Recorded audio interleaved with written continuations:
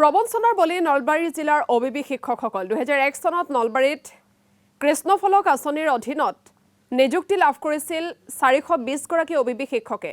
কিন্তু এই আঁচনিৰ তালিকাত বহম্বৰ অভিযোগ উত্থাপন অবিভক্ত নলবাৰী জিলা অবিবি শিক্ষক সন্থাৰ।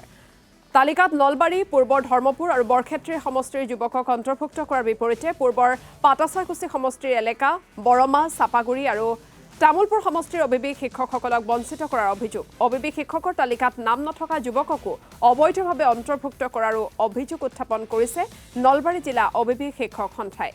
এক সংবাদমেল যোগে ৰাজনৈতিক চন্দ্ৰমোহন পাটোৱাৰীৰ নিৰ্দেশত বিজেপিৰ বুথ সমিতিয়ে অবৈধভাৱে তালিকা প্ৰস্তুত কৰাৰ অভিযোগ উত্থাপন।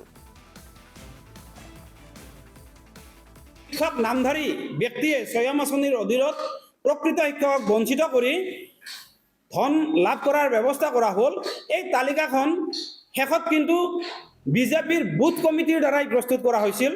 আমি গম পালোঁ যে বিজেপিৰ বুথ কমিটিৰ দ্বাৰাই প্ৰস্তুত কৰা হৈছে আৰু সেই তালিকাখন সেই তালিকাৰ ভিত্তিত তেওঁলোকক অবিবি শিক্ষক হিচাপে এই অনুদান বিতৰণ কৰা হ'ল। অবিবি শিক্ষক বুলি কোৱা হৈছে, শিক্ষা বিভাগৰ দ্বাৰাই প্ৰস্তুত হ'ব লাগিছিল, সেইখিনি হৈ নুঠিল।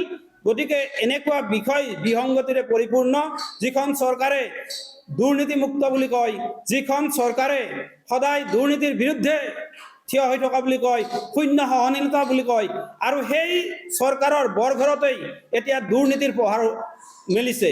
তেওঁলোকে অসমৰ প্ৰতিজন নিবনুৱাকেই সংস্থাপিত কৰক, প্ৰতিজন নিবনুৱাক স্বয়ং আঁচনি নহয় আৰু বেলেগ আঁচনিৰে উৎসাহী কৰক।